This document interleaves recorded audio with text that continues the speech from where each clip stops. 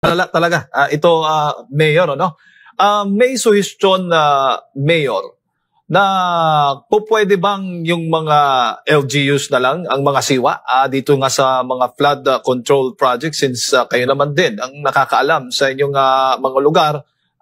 Kayo ho ba ay sumasang-ayon doon o ano bang masasabi po ninyo doon sa panungkalan na yan?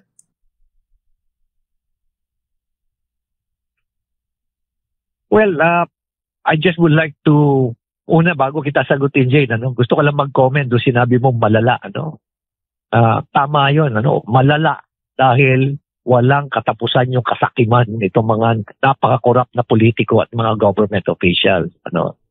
Pangalawa, nung binanggit mo na LGU, may problema rin tayo sa LGU. May good governance pa sa LGU, may transparency pa sa LGU. Tapos alam mo rin, sa LGU, sa ibang marami rin tayong LGU na may pinapaboran din, rigged din yung bidding niyan. Kaya talagang matindi ang problema natin. Matindi ang problema natin pagdating sa implementation ng mga malalaking project na katulad ng flood control.